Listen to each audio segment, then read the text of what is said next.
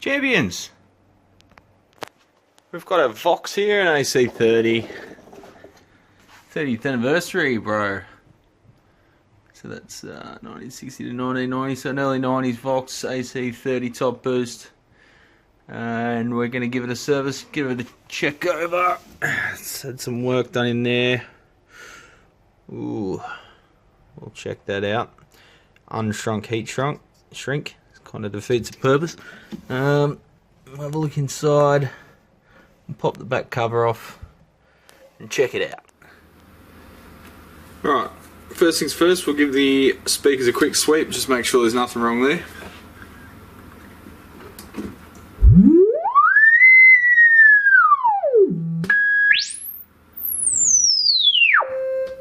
Sounds pretty clean to me. We'll take the amp chassis out of the cabinet, get her on the bench and have a closer look. So we've got her out of the cabinet. Just have a look at the fuse rating. Just a large flat blade screwdriver there. It says 3 amp. Voltage select is on 240 volts as it should be.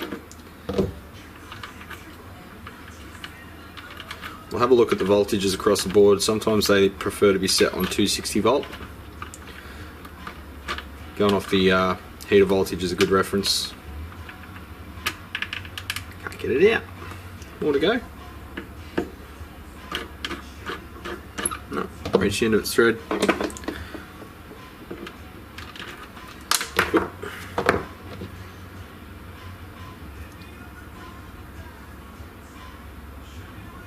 Amp. So looking at the valves,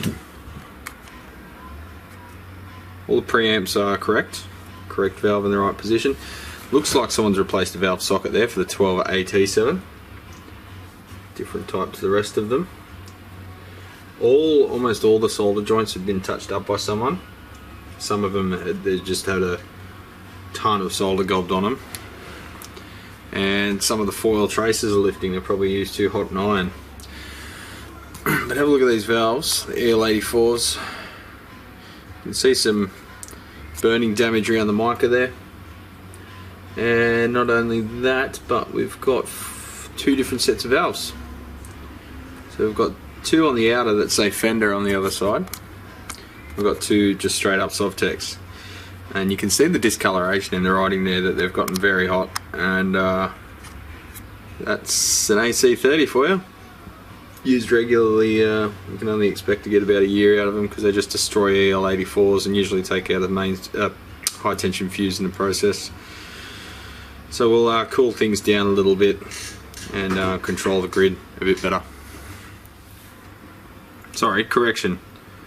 We've got 2 Fenders, which are Sovtex. You can see how discoloured they are from the heat. And we've got 2 electro harmonics. Same deal, the writing's all gone almost clear and worn off.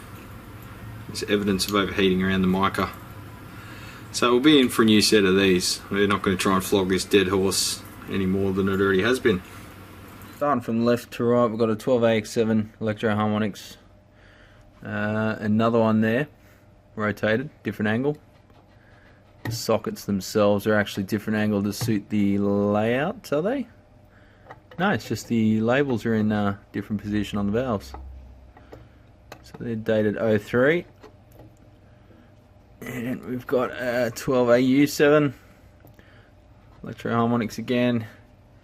Another electro harmonics 12AX7. I've got a Ruby 12AT7 in that replacement socket, and we've got one more 12AX7. There's a phase inverter over there. Now I can see lots of repairs. They've run wires above the traces here, and the foils let go in a few places. They've used component leads to reinforce it. There's just some real messy looking stuff throughout. The weird thing is in some spots the foil on the circuit board is let go, and it's like they've fed solder under it, and it's made like a little mountain volcano looking thing of solder under the foil. and in some places the foil is probably broken. Kind of hard to see in there, but there's a few joints that look pretty suspect, so we'll go over them all, remove the solder, see if we can find any breaks. Like just down here, that one looks a bit sus. We'll have a look at a few others, particularly the narrow trace ones, because they're pretty easy to break. So looking at the power end here and just cleaning a bit of hardened, burnt flux off the board. On a video for.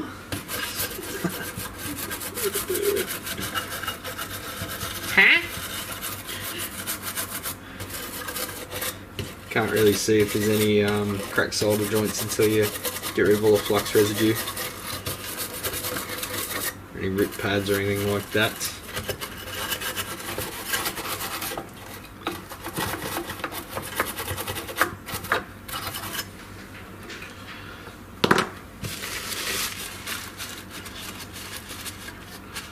That's just 99.99% isopropyl alcohol. Right, so I was just going to put the valves back in and just give it a quick test and just take a few measurements before we get too deeply into the work, so we can get a quote happening. The problem is that if you tension those contacts so they clamp nicely on the pins, then there's too much room around the contacts and the pins slip down the side of either side of the contacts.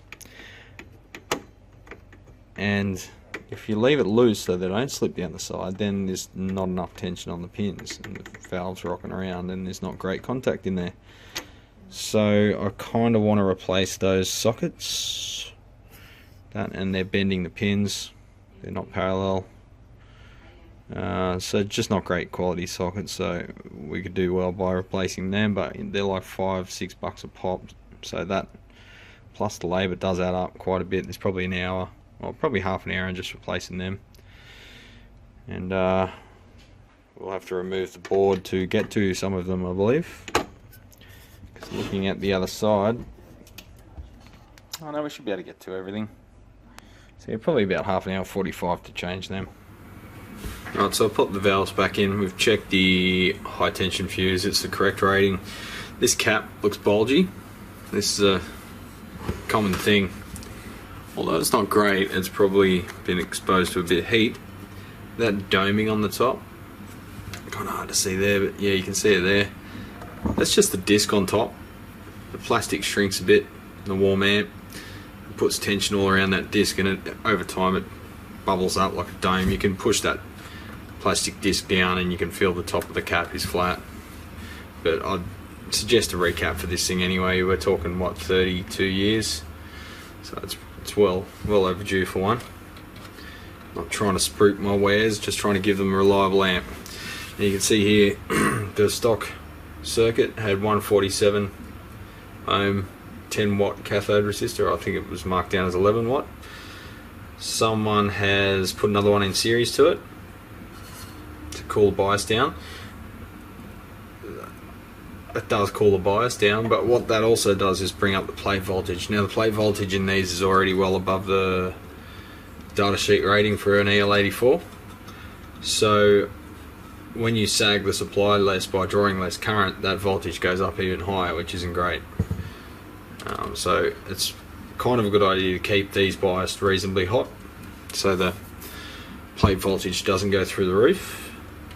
And just up the screen grid resistors at the moment, they're 100 ohm, so we'll bring them up to about 1k, and that will extend the life of the valves, because valves ain't built like they used to be when JMI developed this circuit.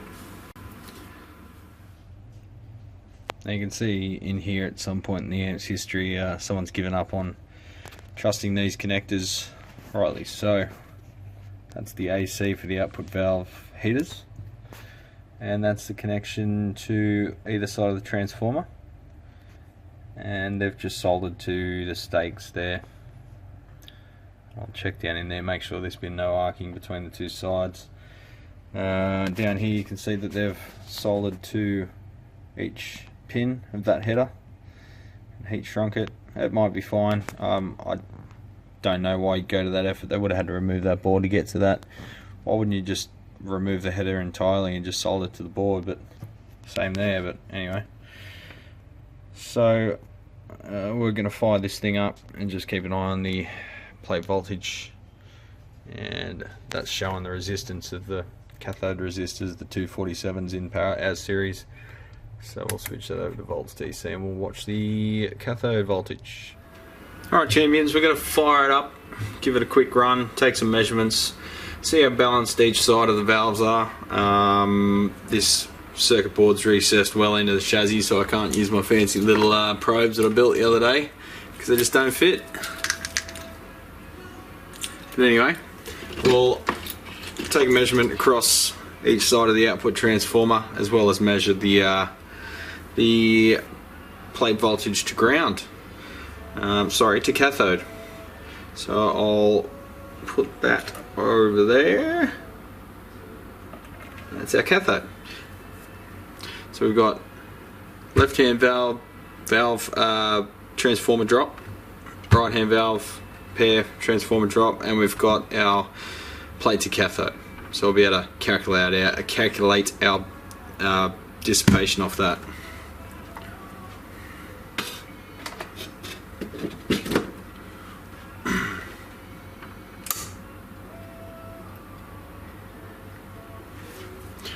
So we've got no drop at the moment, 427, and as the valves warm up we'll see those start to conduct. So we're going off the scale there, go over to volts, 1.2, 2.9, oh, got some funkiness going on there, 2.9, looks like it's settled at 2.9.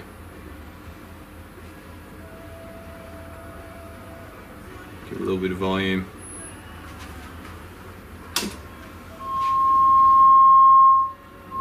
We've got signal. Just turn that off for a sec. There's a little bit of bleed there. It's coming up through the other channel. So plugged in the normal at the moment. And that's when I turn up the brilliant. Plug into the brilliant.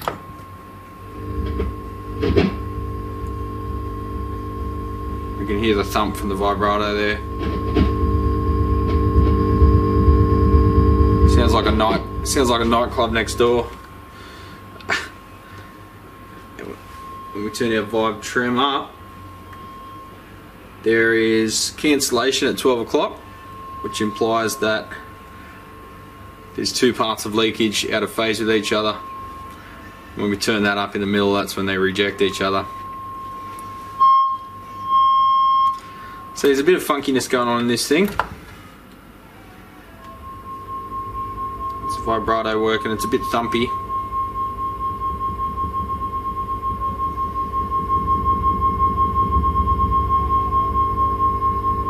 That's the normal channel leakage.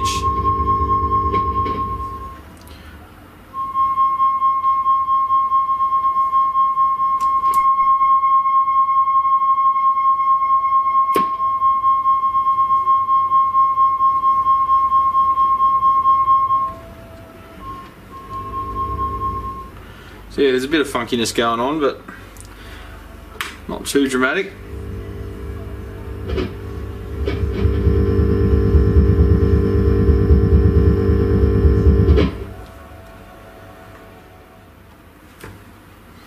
Rightio, so we're taking measurements of the voltage drop across each side of the output transformer, and we're going to figure out the bias, calculate it off that.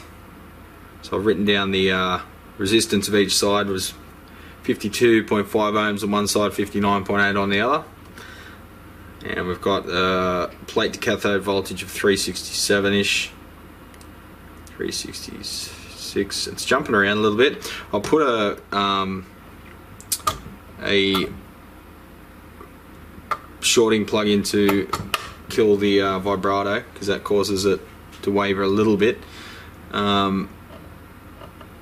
But yeah, it is jumping around. It's a little bit unstable. I did calculate when it was a bit more stable there. Calculated it at about 96%. which is about what you want for your average cathode biased amp, but that's if the plate voltage is within a safe margin of the output valve's maximum rating. Here we've got what plate to cathode of 367. EL84 is rated at 300 volts, and they do cop a fair bit more than that. But as you reduce the dissipation, you reduce the amount of load on the B+, and that makes the voltage go up. If you bring the dissipation up, you might go beyond the specs of the tube a little bit, but you'll sag down that voltage. It's sort of a balancing act, you know. If you can find a sweet spot in the middle, you might be over dissipating a little bit, but you're dragging that voltage down so it's not shooting way above the rated voltage of the valve.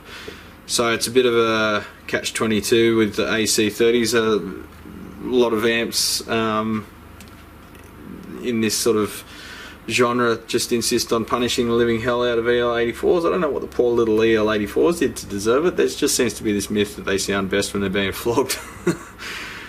But when we tone back the screen grid dissipation, they tend to put up the fight, at least for a couple of years a set, and you know, that's about what you expect out of a AC30. So I noticed some strange noises happening when I touched the chassis. So that's the EL84s. They're all microphonic. And that one, I believe it was the socket. Yeah. That's what I was worried about with the crappy sockets. If that was a fixed bias amp, that might be cutting out one of the control grid pins if the sockets aren't great, and it could make that valve run away completely and burn it out. In a cathode biased amp, you're a bit safer, but still. And let me just say, it's not a good idea to shove your hand under an amp that's running. Don't do what I do. So I would really like to replace all those valves, replace the valve sockets, do a recap.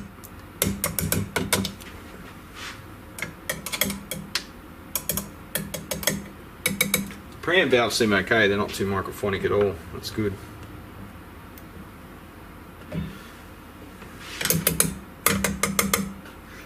And we'll figure out where that thumping's coming from, because that was one of the things that the customer reported.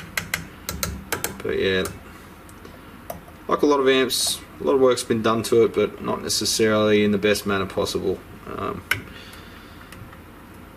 like to do everything how I like it done, but whether or not that falls in the budget, we may have to sort of overlook the slightly less critical things. I know, triggers my OCD, but at the end of the day, if they don't go ahead with any work, it's just going to go back like it is. So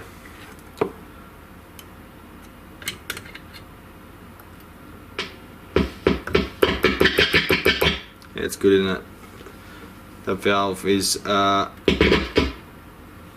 running away a bit. Lots of very sensitive. Bit of board flex. And that triggered it. But yeah, I think it's just those sockets. Fun.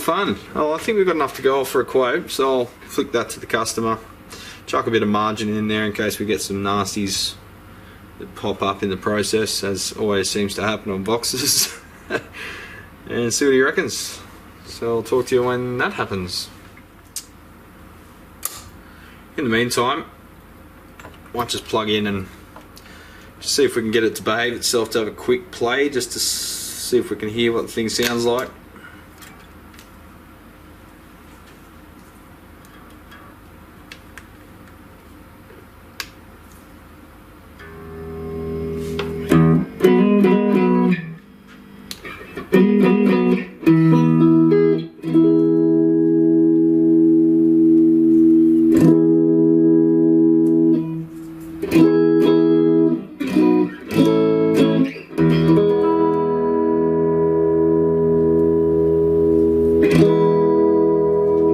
Very boxy.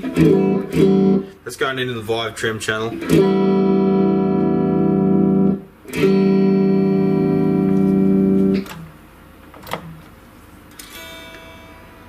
Going to the Brilliant.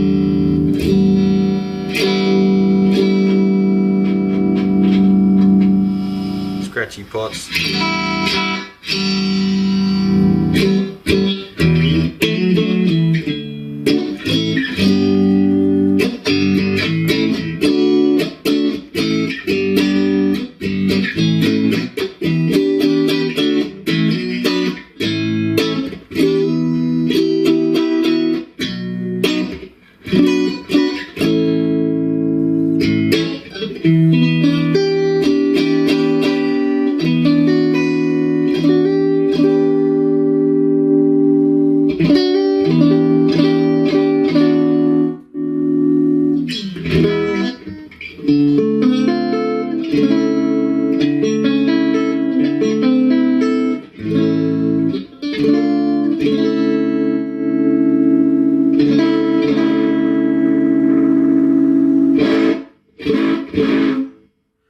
Reasonably stable at high volume. Mind you, it's not sitting in front of the speaker like it will be in the cabinet.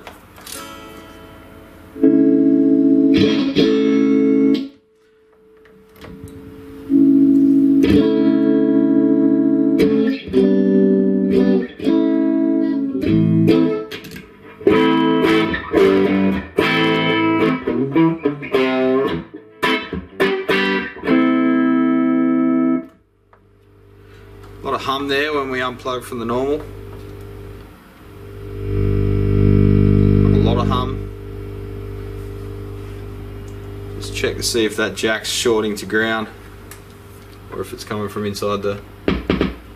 Okay, so that jack there is not shorting, so it should be shunting to ground when nothing's plugged in, but it's not. It's lost its tension, so that's a jack replacement as well. See there, when I poke it, it goes almost dead silent. A little bit of hiss, but that's coming from the later stages. Alright, lots of layers to this onion. That one has tension, but it's a bit dirty. That's the Brilliant channel. As for the Vibe Trem, it seems to be behaving itself.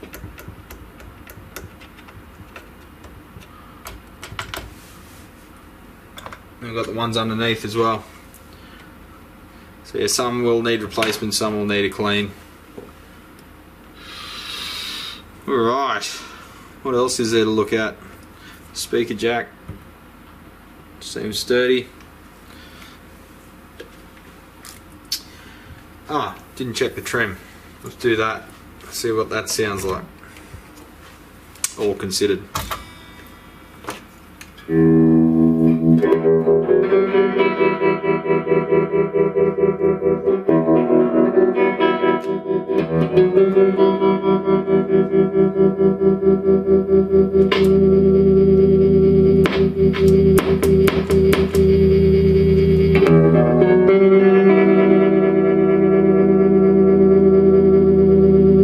Pretty narrow range of speed there.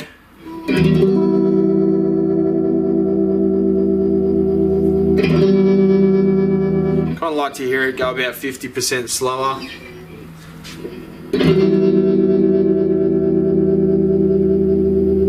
And not a lot happens in the pot travel. Looks original pot. So that's 12 o'clock. And that's all the way down. There's almost no difference.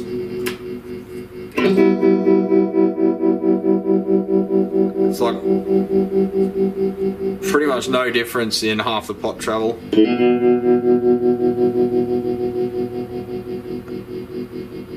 Maybe a 10% difference in another quarter of the pot travel. Then that's maxed out.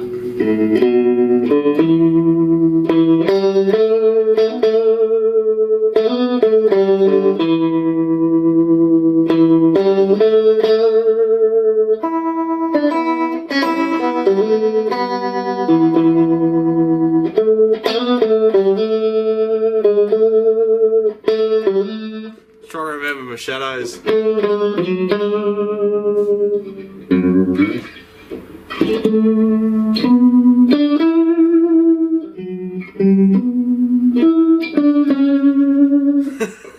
Shadows you got to get exactly right or you sound like an absolute idiot. every note's got to be bang on, and I'm not good at that because I grew up in grunge, where it's all the attitude, you know. Got to get back into the shadows. When I'm an old man, I can afford all the Voxes and shit that they had. Anyway, I think we've got enough to go on for this one, so I'm going to stop talking to myself. It's Friday night and I'm feeling alright, so I'm going to go home and do quotes all night.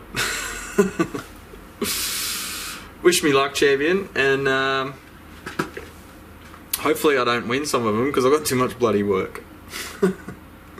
Anyway, at least you get some good videos, eh? So catch you later. See you on the next video. See you when this is approved and we'll get to work on it. Have a good weekend. You know where to bloody find me, mate. Right here. Alright? Take it easy.